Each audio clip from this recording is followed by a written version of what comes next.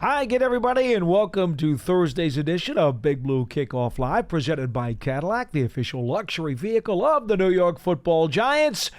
We'll be here for the next hour to talk Giants football. I'm Paul Dottino. Here's Matt Citak. And, you know, if you want to give us a call, it's at 201-939-4513. 201-939-4513. You can also hit us up on Twitter at #GiantsChat if you like.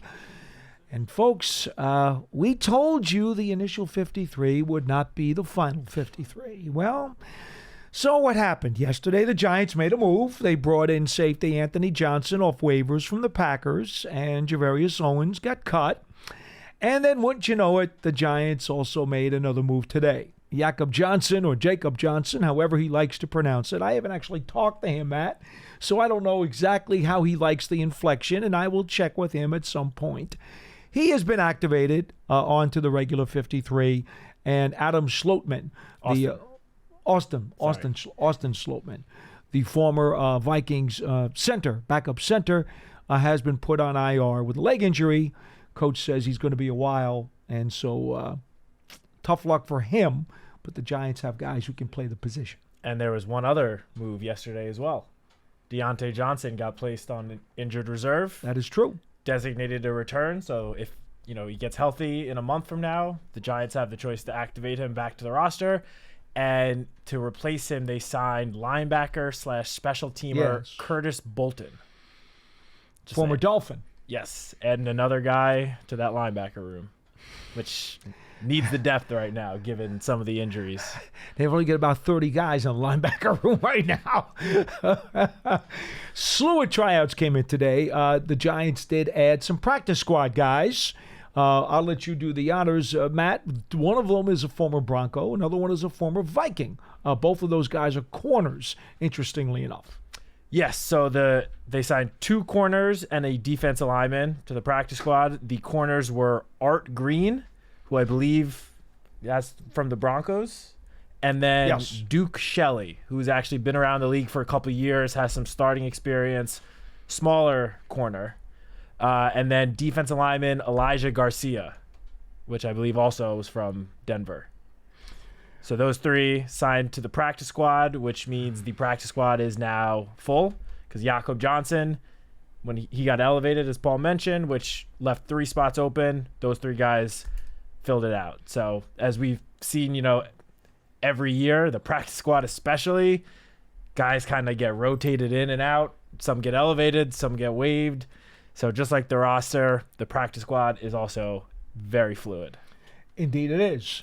So 201-939-4513 is our phone number on today's program. Pearson is standing by, waiting to take your phone calls. Remember, coming up a week from this Friday. Actually, Friday's tomorrow, isn't it? Yes. We'll have the Giants Fan Fest, and folks, go to Giants.com and get all your information there. There are still free tickets available. Remember, they are free. I want to make sure people understand that. Some people think when they hear tickets, you got to pay for them.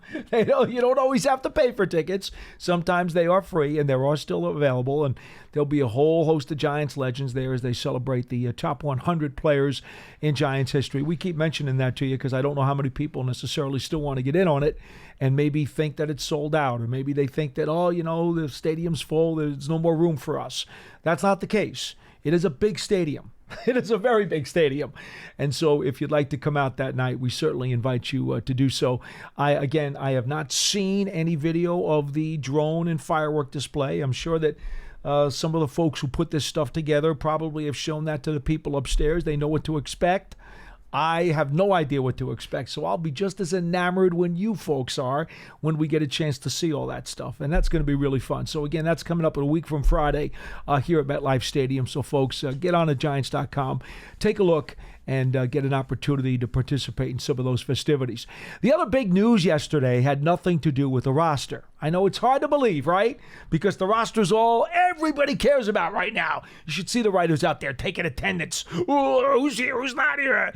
All right, but the other big news, Ray Flaherty's number 1, the first pro football player in history to have a number retired.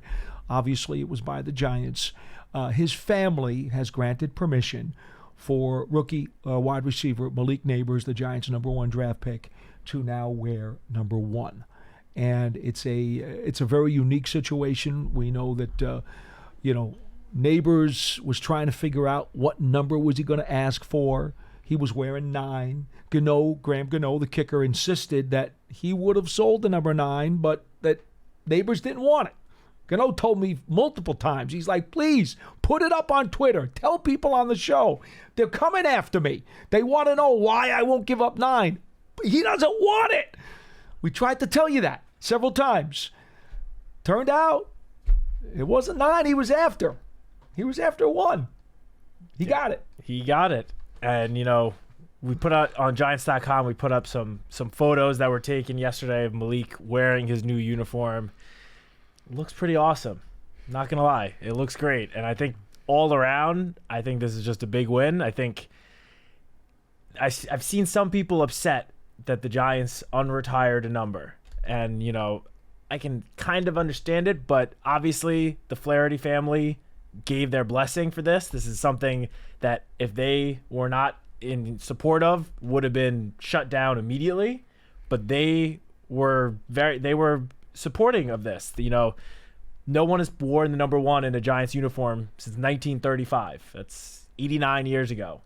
It's been a long time. And on the Flaherty side of things, I think it's great because obviously, as I just mentioned, he retired 89 years ago. Not many people that are Giants fans today were alive to see him play. And those that are alive probably don't remember all that much. So I think this is just a great way for generations of Giants fans since that time to learn about one of the first great players to suit up for this organization. I mean, there are some young Giants fans that have never heard of Ray Flaherty before yesterday. Now they do.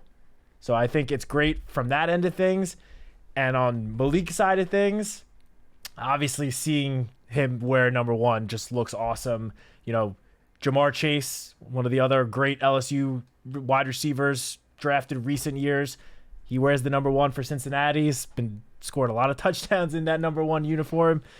And Malik Neighbors, Jamar Chase, those are 2 players that, or that is a player that Malik has been compared to by even some players in his own locker room, Darius Slayton. So I think he looks great in the number 1.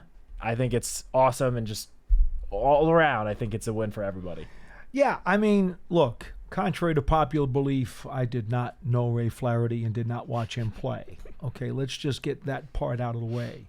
I know of him, of course, and the man has impeccable credentials as both a player who played both offense and defense and was also a coach for many years in this league. So certainly a one of the great legendary members of the early days of the NFL. I think really that's the point. And when you consider this is the Giants' 100th season, and nostalgia is a big part of what the Giants are presenting this year, it's only fitting that his name comes to the surface once again. And this is a way to do that. And I think the Giants, John Mara, the Flaherty family, Neighbors himself asking for the permission and understanding that this is something that's, Ward Cuff had 14, Y.A. Tittle then got 14 when they brought that out of retirement for him. So this is not without precedent. It's happened before, only once with the Giants, but it has happened before. So they didn't break like a 100-year-old rule. No, the rule was broken for Tittle. It was done once before. It's being done again, and in the right spirit, under unique circumstances. And, I'm with you, man. I think if it helps people understand the history and the tradition of this franchise, what could be better in the 100th year of the New York Giants? For sure. And as you mentioned, it has happened in Giants past before, and it's also happened with numerous other teams around the league and in numerous teams in other sports as well. This is not like the Giants just did something totally, groundbreaking that's never been done before. It's been done many times. So while it is great, I don't think the people that are on the negative side are not too happy about it. I think, overreacting a little bit. I mean, again, this is done with the utmost respect for Ray Flaherty and everything he did for this franchise. So personally, I don't understand the people that are kind of mad about this, but everyone's entitled to their opinion. I would only say this to those folks. George Martin's 75 and Harry Carson's 53 are not retired. They've been worn by several players over the years since those guys left the game. George Martin and Harry Carson are probably as blue-blooded Giant people as you will ever find. Heck, Harry Carson is called the captain for life by anybody who was around during the 1980s. Well, do you think any less of them? Do you think any less of the identification of their numbers with their careers because their numbers were not retired and other people wore them? That doesn't besmirch them in any way, does it? No, not at all. So I would kind of throw that out there to you, and I would say this too. Remember now, because the league has expanded to so many players. Back in the day when Flaherty was playing, there was like 30 guys on the roster. Okay, now there's 90 in training camp and 53 on the active roster, and they're not playing both sides of the ball. It's different. You run out of numbers. It's just not practical anymore. And I'm not being disrespectful. It just becomes an issue. I would say this, in my opinion, and I felt differently 50 years ago when retired numbers were really small and limited and there were fewer players, et cetera, et cetera. But over time, circumstances change. I'm of the opinion today, and you're entitled to disagree, that the Ring of Honor, to me, right now, I would say is the pinnacle of what an organization can do for one of their players. Put them in the Ring of Honor. That to me is the highest form of Flaherty. Flaherty. Sorry. Flattery that you can give to a player. That's how I see it. You want to flatter a player? Make him a guy in the Ring of Honor. That to me is the ultimate. I think that goes beyond the retired number thing these days because the retired number thing is just not practical. Put him in the Ring of Honor because it's not about the number, it's about the guy's name. When your name is in the Ring of Honor, that's your name. Not a number, that's your name that is attached to the greatness and the legendary aura that you provided the franchise. That's my feeling. No? No, I agree with you. I mean, I think we've kind of seen that change in recent years as well. I mean, how many numbers have been retired in the last 2 decades? Well, for the Giants, they retired Strahan, they retired Eli, they retired LT, and they retired Sims. Over the last 40 years. Over the last 40 years, 4 players have had their numbers retired. Exactly. That honor is now, I guess, being reserved for some of the guys that have like played over a decade, Hall of Famers, like, and I'm not saying anything poorly about Ray Flaherty, but he played for the Giants for 6 seasons. You know, he wore 3 different numbers during those 6 seasons. He only wore the number 1 for 4 years. You know, I'm glad you brought that up, Matt. That's a really good point too. Okay? Because he did have multiple numbers. It's not like that number was a birthright. And again, I'm not being disrespectful here. But, you know, when a guy plays his whole career with one number, there is certainly more of an identification because that was the number for his entire time. When the guy had multiple numbers, you could make a case that there's less identification with one number. Yeah, I mean, I think that goes exactly to what you were just saying about for this sort of honor, the name is more important than the number. I think so. And this is the best example of it. This is a guy that wore 3 different numbers in his 6 seasons with the Giants. So his name, I feel like, should hold more, I guess, standing than his number 1. I agree. For sure.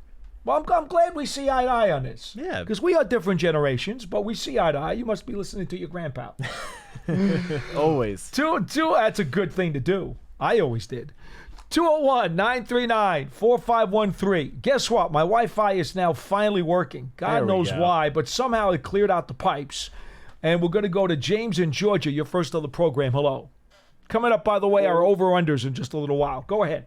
What's going on, guys? What's up? Hey, James. Let me get my bearings real quick. I knew what I would call to ask y'all. So the unretired number thing, how many times has that happened? I don't have an exact number, but it's the second time in Giants history. I know there have been other teams around the league that have done it over the years. It's not something that happens often, but it's also something. It's not something that's never happened before. Okay, yeah, because they would, I guess, reports would have it seem like it meant like Malik Neighbors is the first person to ever do. I figured it wasn't. Yeah, but, it's definitely not. Yeah, so with it starting a little bit diva-ish, a number is a number. He can play in anything, and I'm sure he'll make it look good. He'll produce in it. I just, really kind of say I like how the roster is shaped out. I'm glad for Bryce Ford for making the 53. I guess it was something, maybe his traits. I guess me and you, Paul, was talking about it maybe a week or two ago when I called about Bryce Ford and him making it because of his skyscraper body type, and you were like, Allen Robinson is probably going to be that guy. So I'm assuming that the second factor was youth. No doubt. I don't know if, this is a young, they're only in year 3 under this regime, so getting guys under contract that are going to be here to gel together for a good amount of time is always in the plans, how you want to build a roster effectively. And, I don't got much today. I'm up here playing Madden again now today when it's weird because, getting off topic, but a lot of these plays in here, even though it's just a video game, they have Burns and Thibodeau dropping, and our 4 rushing linemen is like Dex and Riley, and pretty much you got to pick specific plays to send Burns and Thibodeau. Okay. So it's like your video game needs to be reprogrammed. Yeah, for sure. I think I called yesterday or the other day, and I was like, they're totally disrespecting us because they have us rated as the lowest team on this video game. And then when you see they don't even use our players correctly, so obviously they don't see what the inside Giants fans we see in our heart and know will be true come kickoff September 8th. Clearly a video game built by analytics people. I get it. Right. It's okay. Just throw it out and enjoy watching football this year, the real football. Have a good day, my man. Yeah. Yes, sir. Thank you. Thanks, James. 201-939-4513. Tom from Stratford, you're next on the program. Hello. Hi, gentlemen. I was going to call up and moan about the neighbor's number, but until I heard you say that they've done it before, unretired, and then Matt mentioned that he had worn 3 different numbers during his career and only played 6 years, I'm okay now. Okay. And I got a couple other things, though, for you. Were you surprised that they didn't try to pick up Gilmore or put McKeithen on the practice squad? Well, how do you know they didn't try to talk to Gilmore at one point? We don't know if that phone call was made. Maybe they did. Well, did they put in a waiver claim because he was waived? You're talking about Stephon Gilmore? He was signed as a free agent last week before waivers. I thought he was. Which Gilmore? Which guy are we talking about? The cornerback. There was yesterday or on cut down day a Steven Gilmore. That's not the same guy. That's not the same. That's Stephon Gilmore. Big difference. Huge difference, as a matter of fact. How about some Pro Bowls different? Never mind. That's okay. That's why you called us up. But about McKeithen. Right, that's why I called you guys. But about McKeithen, the first month of training camp seemed to just be one of, the bottom offensive linemen on the depth chart. He was working with the 3rd team offense, and there were other guys, like Jake Kubas, an undrafted rookie this year, who was just playing better than him and jumped him on the depth chart pretty early on. So Kubas is good. I like the way he was playing. He showed a lot. But I thought, McKeithen, he was our 5th round pick a couple of years ago. I know he had a bad knee. I figured, put him on the practice squad. Maybe, he can get better down the road. Okay, you got to understand one thing about the practice squad. after you waive a player, okay, and then the next day, 12 o'clock, beginning yesterday, you were allowed to execute a practice squad offer to the player. The player does not have to take it. Okay. So we don't know. Well, he was one of the first wave of cuts back Understood. on Sunday. Yeah. Understood. But what I'm saying is the point still holds. People sometimes say, well, why didn't you bring so-and-so back to the practice squad? The player doesn't have to take the practice squad offer. Well, that's true. I just assumed that if it was offered to him, he would have accepted it. But. And please don't ever assume that. I know a wide receiver some years ago who had been on the practice squad for 2 straight years. And maybe you could try to do some research and figure it out, but I'm not going to make it that easy for you and give you his name. Okay. And there was a 3rd year, and it was like, okay, cut 53, practice squad offer, and he's like, are you kidding me? I've already been waiting around long enough. I'm out of here. I'm getting a fresh start. And he couldn't wait to bolt fast enough, and people complained. A lot of fans were like, well, we liked him. Why didn't you bring him back to the practice squad? Well, he didn't want to come back. It happens sometimes. Yeah, yep, that's true. Hey, Paul, are you surprised that they haven't retired Carson's number? Well, at the time when Harry and George Martin retired back in the late 80s, okay, I was like, And I went to Wellington Mara, who at that point, was still living. And I asked him flat out, I said, I don't understand. How 53 and 75, these guys are co-captains. They're everything to this franchise. And he had said to me at that point, we've already retired too many numbers. I'm really not in favor of retiring anymore.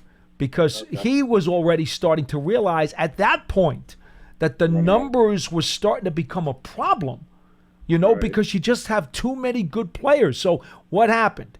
Well, Giants wound up still having some immortal Hall of Fame kind of players who, again, we mentioned Sims, LT, Strahan, Eli Manning. They've all had their numbers retired since. Now, they are creme de la creme. There's no question. But so is Harry and so is George. Yeah. But there's warrant. I like to believe that the Ring of Honor is the cherry on top of the cake. I think that, to me, is the best thing that you can do for one of your players. So for that reason, was I surprised initially when they didn't get it? Yes. But do I think it's a problem? No. Is John Mendenhall in the Ring of Honor? He is not. He was one of my favorites. He is not. I He love did that make guy. the top 100, though. Okay, good. Hey, can I ask one more thing? Sure. And I'll take this off the air. This has been bothering me for a while now. Always talking about quarterbacks' one-loss records. Like this is a baseball pitcher. It's a fugazi stat, to quote Tommy DeVito. It's a fugazi it's stat. crazy. It's nuts. When I was in high school watching Phil Simms, listening to Pat Summerall and John Madden, they never talked about Simms' one-loss record as a quarterback. Football's the ultimate team sport. Yep. Look, So, people back in the day will tell you maybe the most talented, quote, losing quarterback of all time was Archie Manning. Yes. Anybody who understood anything about football knew Archie Manning was an incredible talent, and his one-loss record was horrific. Well, then why do they continue to talk about it? Because people who talk about it are shallow and foolish and ignorant, quite frankly. Yeah, you got that right. Well, gentlemen, thank you very much for taking my call, and you have a great day. All right. Thanks, you Tom. too. You Appreciate too. it. Did you look up Archie? Did you check his record? His win-loss? It's horrible. He played on some of the most, oh my goodness, I don't even want to, I can't even use the adjective to describe how he had to run for his life. 35, 101, and 3 ties. Think about that. That's pretty bad. If you're a Major League Baseball outfielder, that's a great percentage. That is a great, you're like Ty Cobb, right? You're awesome. Oh, boy, I never knew it was that bad. Okay, but you've heard of Archie Manning. Of course. Obviously. Of course. And I think you've heard of him in a positive light, Of right? course. As a very talented player. 100%. He played with scrambled eggs. basically, for all those years. It was bad. So, yeah, one-loss records for quarterbacks, meaningless. 201-939-4513. Wilson in Roxbury, you're next on the show. Hello. Hey, Paulie. Hey, man. How are you? What's up, Wilson? Hey, listen. Real quick, I want to say something on the offense, but real quick on this unretired number. Personally, I don't care. I want my league neighbors to score 20 touchdown passes. And if he's happy with number one, I don't care. But listen, guy, Paulie, especially you. Paulie, listen. There are some old timers. Giants have a lot of old timers fans that they're gonna look at this and it's gonna rub them the wrong way because not for nothing, but a lot of this new generation of athletes, they're very spoiled and they can get anything they want. I want to tell you something though. What happens if the Giants draft a quarterback 10 years from now and he's so spoiled that he says, "Well, I want Eli's number. I want to be number 10." What are you gonna do? Are you gonna give it to him? So I don't care. But what's right is right and what's wrong is wrong. And this is not. It's not right. It's not wrong. It's a little wrong. It's not like, oh my God, the world is coming to an end. But some people can rub people the wrong way. You know that. Wilson, I'll tell you this. Go ahead. I think it's much, much, much different if you tell me you're going to take a guy's name out of the Ring of Honor than if you put his number back into circulation. I think those are two totally different things because for me, the Ring of Honor is the top. And as long as that doesn't get touched, I don't really, have upsetment with it. Right, but you know where I'm coming from. Some old timers might have a little issue. Okay. You know that. But I just want to say, it's not like Go ahead, Matt. It's not like Malik, insisted on wearing the number one. He expressed interest in it and said, like, look, I would like to wear this number. If it's not possible, I'll pick another one. And then Mr. Mara looked into it, asked the Flaherty family, and they gave their blessing. It's not like, he was... Matt, listen, you don't got to convince me. I'm just saying that, some old-timers might have an issue, so you might get a call here and there. And okay. You have to put up Everyone's entitled to their own opinion. And this is one of those, Wilson, I say all the time, there are some things you can just agree to disagree on. And if somebody feels bad about it, they could certainly feel bad about it. That's okay. Sure. I don't for the reasons I described, but I understand. There you go. Hey, listen, this is not like the quarterback one-loss record. Because there's no dispute, about that. That's a bogus Fugazi stat. Go ahead. No, listen, but on the Giants, right, you got to realize something. I think the Giants are the only team that the 70% of the offense, Paulie and Matt, is new. Like 70% of the offensive line is new. New running backs, receivers. I mean, this thing can go either way, I mean, I don't know. Was the defense like okay last year, or the Giants were like bad in offense? They were like in the middle of the pack. Because Brian Burns, obviously, is going to make an impact. But besides Brian Burns and a couple of rookies, it's I think basically the same defense. But the offense, I mean, it's totally new, guys. So I'm crossing my fingers that it could go, the right way. But I don't think there's another team in the NFL. Wilson, I'm not trying to be funny.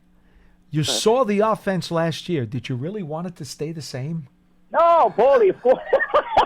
No, I know. You're bringing this up as if it's a bad thing that they changed the offense. No. I don't think Wilson was saying that. Okay, he was just saying that. No, I'm not saying.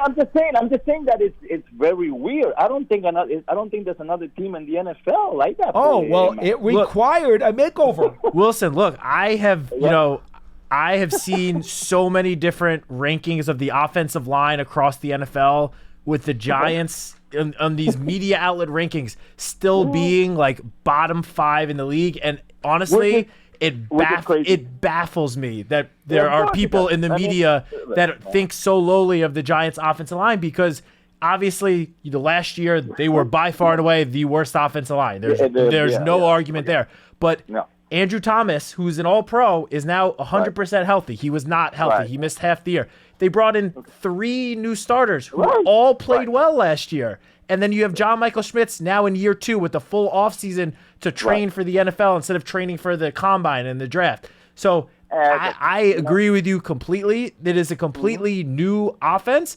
and we don't really know yet what it's going to look like, don't know. especially because Brian Dable is now, we think, is going to be calling the plays.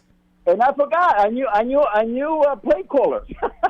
So, hey, listen, guys, thank you. But I got a good feeling this year. I mean, hopefully, we just got to win. Listen, we just got to win the Minnesota game, and the outlook is going to be different. I know it's crazy to say that the first game is the most important game. I said this to you before, but for the Giants organization and for the Giants fans, it is a I don't know if you can call it a must game, but you know what I'm saying? It'll change the narrative. It'll change the outlook if we just can win that first game. I get you, Wilson.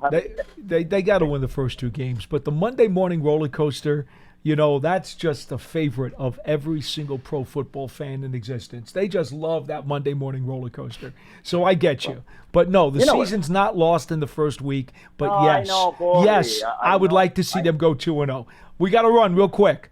Cliff, you're next on Big Blue Kickoff Live. Hello. What's going on, Cliff? Yeah.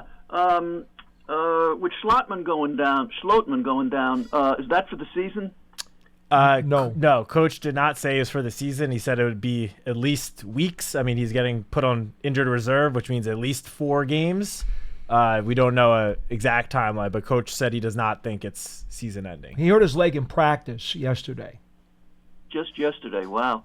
And is that the newfangled for injured reserve or the old one? No, he's on the regular injured reserve. Yeah, now that the rosters are set, it's just normal injured reserve rules. The only player, Matthew Adams, was the only one that got placed on injured reserve with the new rules before the 53-man cut down. Now, at the same time, you get 8 total retrievable injured reserve players during the course of the season. Okay? Adams is going to be one of them. So now the Giants are down to 7 retrievables, I believe. I don't think they have not designated any other player, just Adams. No, so like Deontay Johnson and Austin Schlotman, who have both been, now placed on injured reserve, the Giants have the option to revert them back to the active roster once healthy, at least 4 games down the road. It's not required, though. Correct. They're allowed to activate them back if they choose to. Okay. Who are the backups for John Michael Schmitz for at least 4 games? Van Roten and Runyon. And how much experience at center they have? Van Roten took 130-something snaps at center a couple of years ago. Runyon had been practicing as the emergency center for the Packers for several years. And the Giants also have Jimmy Morrissey on the practice squad, who has played 14 games in the NFL at center. And that's if they get really desperate. But they could always elevate him, to on game day if need be. Okay. Well, before we drafted John Michael, I had done a little homework about centers on the playoff teams the year before, and in 22, and like 7 out of 14 had guys who were drafted as centers. And what I left out at that time was if you went further and teams that advanced in the playoffs that year, the number became like 3/4 of the teams had centers who were drafted as centers, like Kelsey was, and then a little bit later, Paul, you added that it seemed that if you were in the league for a while playing guard, you could make a shift over much better than you could otherwise. You remember all that? Well, you remember Sean O'Hara, for example. He came into the league as an undrafted rookie free agent with the Cleveland Browns out of Rutgers. He was a guard for the Browns, and the Giants made him a center. So it can work. O'Hara, went to the Pro Bowl. I went 3 Pro Bowls, I believe, and won a Super Bowl. So, you don't have to be drafted as a center out of the NFL. I mean, out of college. You don't have to. It's nice, but you don't have to. Right. Okay. So I was also a little disappointed with McKeithen. I know if he's beaten out by is it a Kubas. That has been a big re-education for me, since Joe Shane has been around, that everybody always said you build through the draft, you're nuts if you hire free agents. But that what they never said all that time, and I didn't realize it until Joe started doing his thing. You can bring in people who are still very young, but you didn't draft, and either they were free agents or they started with somebody else, and they're not valued enough to stay there, and you get them. And I'm just hoping we're in that position, because I'm trying to get over my disappointment of not seeing the draft from 23 of the 22 of the 3 offensive linemen who obviously all got hurt, showing up as regular starters yet. Mm-hmm. But I'm encouraged when I was comparing it to the year 2000, which was just a few years before you, I assume, knew what was really happening, Matt. Those guys, those veterans that were brought in, were much further advanced in their careers than these guys are. They were at the end of their careers. These guys are in the middle. So yes. I'm feeling, but you still want to see some young guys in there. So do we have any idea how Izzudu is doing? And maybe it's not as important as I thought. That all your draft picks for the OL are hits instead of a Here's what I will say, and Cliff, I really ask for patience here, because here's the situation. Daniel Jones is in a make-or-break year at quarterback for this team. We know he's got to do well to continue to hold that position going into next season. And whatever the reason is, if he does not do well, he's got to stay healthy first, right? He's got to stay on the field for the season. And then he's got to produce. If he doesn't, it becomes digestible, even with the large salary cap hit, for the Giants to move on. And that's going to alter the direction of the franchise. They are better off as a team if Jones succeeds. I think we would all agree, Matt. They're much better off if he works out. Well, if you're going to rely, and this is why I think Joe Shane made the move, to purchase these reasonably priced veterans to make sure he could fortify the line as quickly as he could now, so that Daniel Jones has the best chance possible to get the right fork in the road. Because if you say to him, Daniel, this is a big year for you. It's a make-or-break year. Oh, and by the way, we're going to fill your offensive line. We're going to tell Izzudu he's got to start. We're going to tell McKeithen he's got to learn on the job. We're going to tell whoever it is, these young players, that this is the time they're going to learn on the job. What are you doing to Daniel Jones? You're not giving him a fair chance. Bingo. You're not giving him a fair chance. You're going back to what John Mara said, where we did everything wrong to screw this kid up. So I think Joe Shane, in his mind, part of the strategy of making these purchases along the offensive line to get 3 guys who are all capable, 4 guys really, is what they bought. They bought 4 guys. That was all about, hey, just make sure the dam is solid. It doesn't have to be the best dam in the country. It just got to be solid so that Daniel Jones has a reasonable chance to prove or disprove what he's going to be. And the quarterback is the position you really want to have settled most of all, right? No question. Of course. Well, and do we have any clue about Evan, his physical status? He's on the way up. He's back. Yeah. He's practicing. He's back. He's practicing fully. Yeah. Yeah, he has been. With the second team as the right tackle. Okay, well, that's great to hear. Sure it is. Because we know he's really, if anybody has an incomplete grade, it's him. For sure. Well, that's great. Listen, I was glad to hear about Bryce Ford Wheaton. When I've been following the top 100, which has been really terrific, man. There's so much that when I was following the team all those years, I had no clue about, and especially the video, let alone, what the players had to say and stuff. And I felt kind of vindicated when Odell came in at 37 and Homer Jones at 27. Because when Odell first came around and he was running away from people, I thought, oh, Homer Jones. And I thought, no, it's not Homer Jones. And these guys that put in all the time figuring out who was who, they had him ranked that way, and it sounded just right to me. Well, I appreciate the call very much, Cliff. I have no trouble with Homer Jones being ranked where he was. I know what a phenomenal, explosive player he was. His career, by the way, think about this, and ask your grandfather about this too, Matt. When you talk about the great receivers in Giants history, right? Whether it was Kyle Rote, Amani Toomer, Schaffner, Plexico Burris, Odell Beckham, Victor Cruz, Amani Toomer, almost every one of these guys had an injury that shortened their maximum potential, lowered their ceiling. Even Amani had 2 ACL surgeries, and he owns every receiving record in the Giants book. And he overcame 2 ACL surgeries to do it.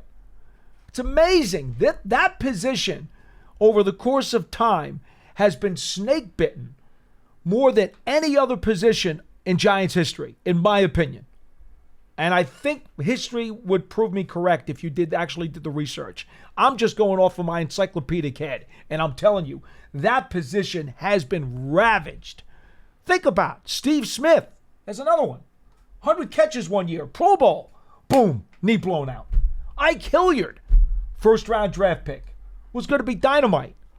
Injuries riddled his career, too. Think about it. It's the nature of that position. And yet there are other great receivers who somehow go 12 years without getting hurt. But they're on another team.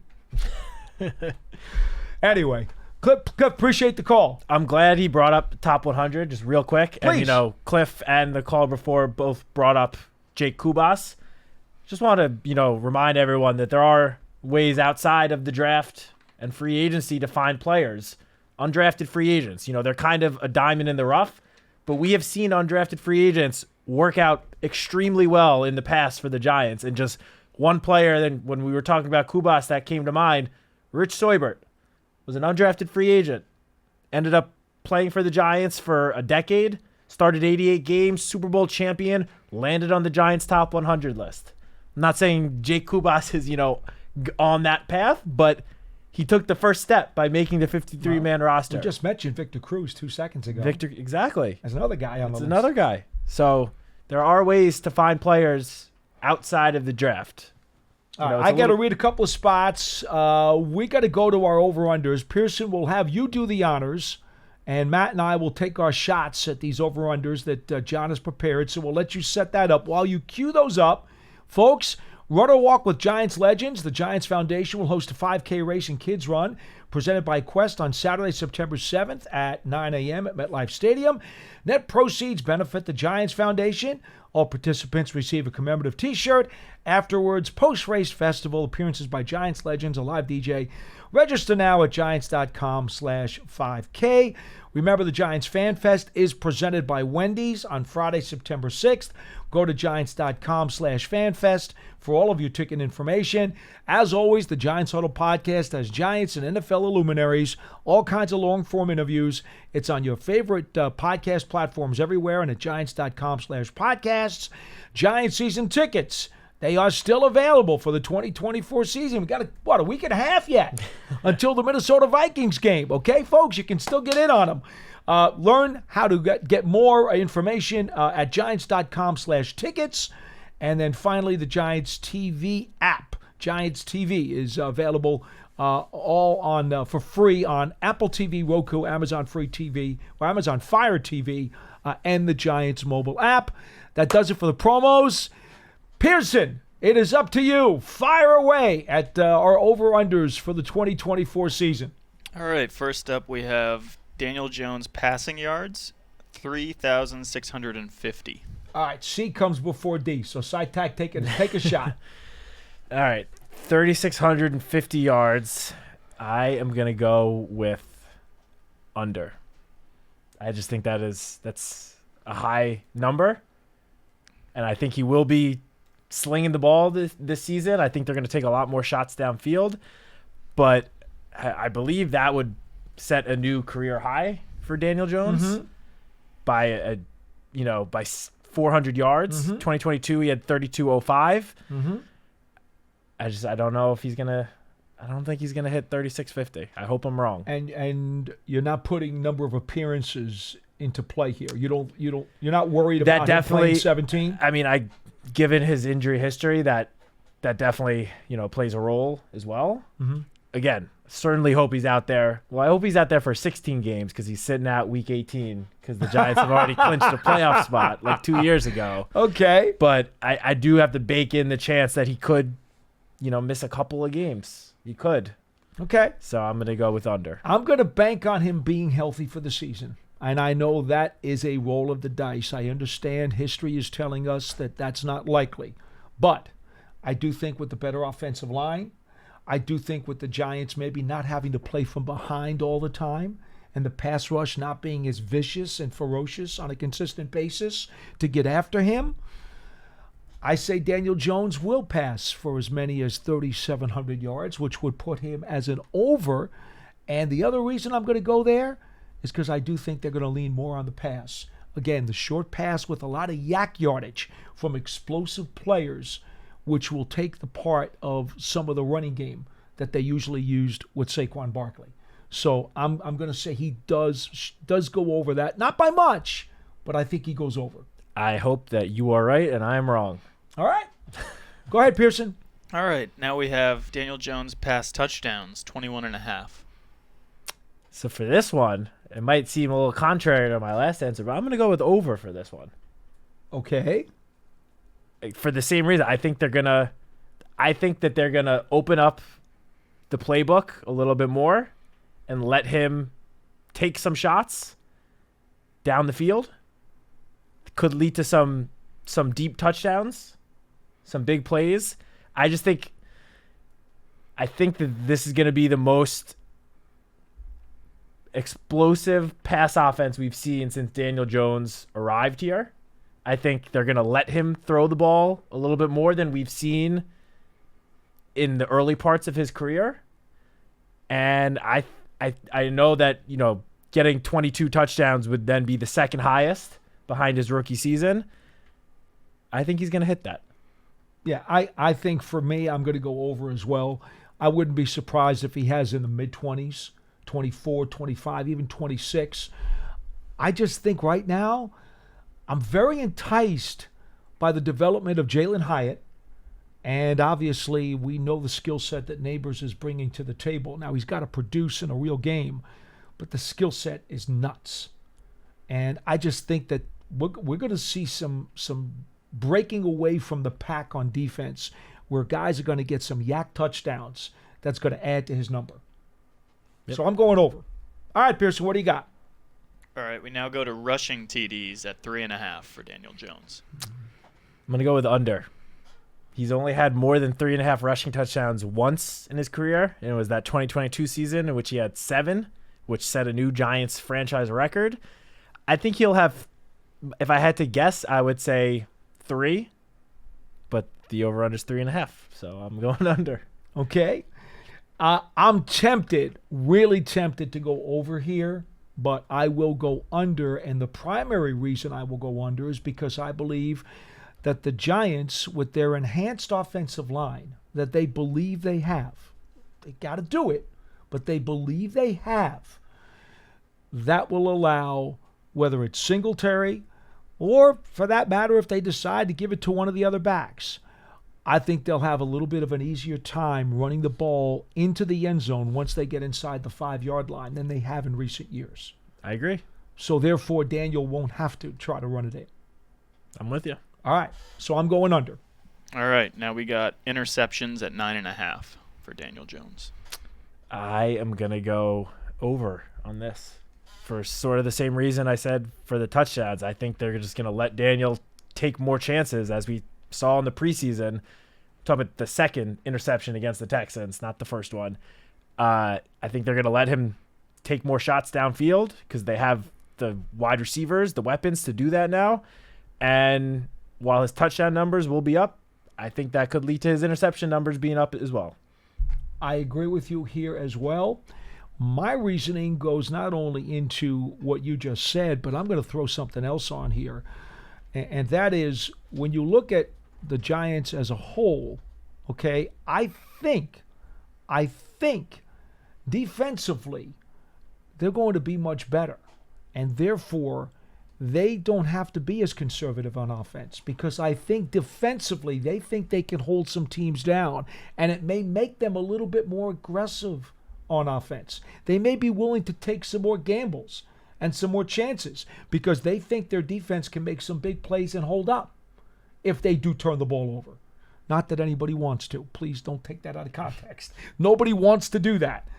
I could see Daniel finishing with like 26 touchdown passes and 10 picks. I don't think it's going to be much higher than 9.5. But I don't think it'll be much higher. I could see him throwing 10, Yeah. which is going to put him over. Agreed. Okay. All right, we move on to Devin Singletary, rushing yards, 865. You want me to go first here? Sure. After you've done the last few? Sure. All right. So Devin Singletary is steady. He's solid. This is exactly what he does. He gains anywhere between 850 and 900 yards rushing like every single year.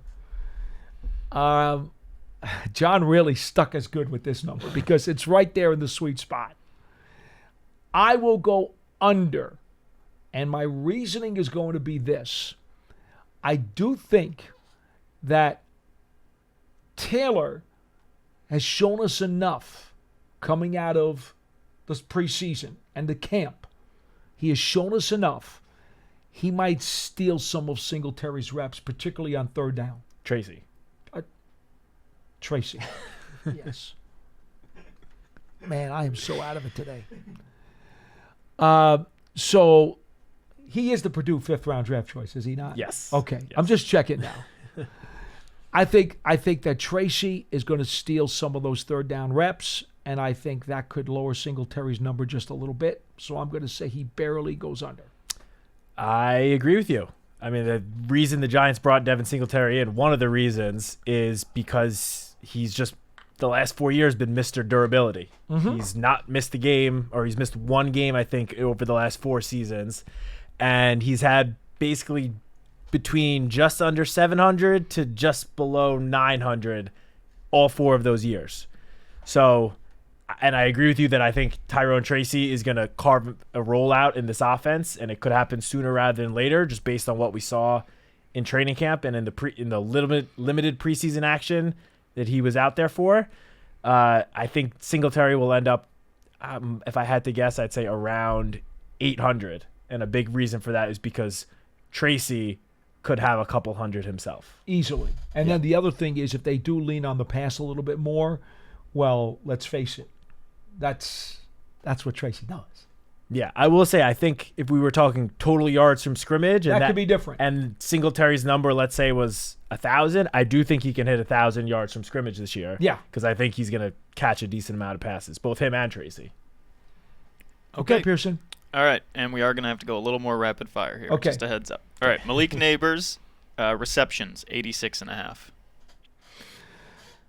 I'm going to go under. I'll say he gets like 83, 82. I think that number is just a tad high because I have too much respect for Slayton and Hyatt and Wan'Dale Robinson, who are going to catch a lot of passes, not just in the passing game, but again, some of the gadget stuff that we're expecting to see, wide receiver screens and stuff. We also believe that Tracy's going to catch a lot of balls, maybe in his role as a third down back. I'm going to go Neighbors is going to be a little bit under that. I'll keep this quick. I'm going to go over because in the one half we saw of Neighbors play with Daniel Jones, he had 6 targets, 4 catches. I think he'll hit around 90. Okay. All right, then we go reception yards for Neighbors, 1,100. Yeah, I got him for 1,000 yards, but 1,100. Ooh, that's so close. Because I do think he'll hit 1,000 yards. I'm not going to be surprised by that at all. Oh, what the heck? I'll go over. Why not? Let's go over. Let's see him break a whole bunch of long ones. I'm going to go over as well. In that same first half, he had 52 yards in one half of action. So I think he's going to lead the team in targets and be the leading receiver, and I think he'll get just over 1,100. See, now, I don't want to give John ideas, but if he really wanted to get fancy here, number of 100-yard games Neighbors would have this season. That'd be a really good over-under, but I'm not going to give him any ideas. We're just going to move on. All right, let's go. Reception TDs for Malik Neighbors, 8.5. I will say 6 or 7, so I'll go under. Yeah, I'm going to go under 2. That's a big number. I think he'll help the Giants get close to the goal line a lot, and then they will use Singletary, Tracy, some of the run game, or, tight ends in the passing game to get those end zone looks. All right, we're moving on to Wandale Robinson. Receptions, 74.5. I'm going to go under for Wandale. I'll say he could catch 65. I think that number is just a little inflated. Again, there are a lot of options in this passing game. A lot. So I'm going to go under. Yeah, I'm going to go under as well. I think he'll be staying healthy. He'll hit around maybe 70. But, yeah, under. Okay. Wandale, again, we'll do reception yards, 850. Yeah, this gets a little tricky because you have to figure a lot of his stuff is going to be short. And they're going to ask him to break yak yardage. And he'll do it on a number of plays. But the percentage of plays that he breaks for big plays may not be very high. So, therefore, his overall yardage total will get a bit squelched. So, I will go under here also.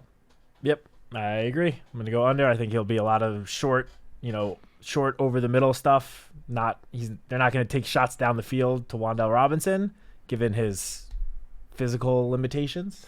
Well, the other problem is wide receiver screens. If he catches it behind the line, it doesn't count as a pass. That counts is as true. a rush. That's true. So those numbers won't help him. Yeah. All right, and reception TDs, 3.5 for Wandale. Go under. Under. Okay. All right, we're moving on to defense. Dexter Lawrence, sacks, 6. This one's tough. Well, you want to start first on this one? Go ahead.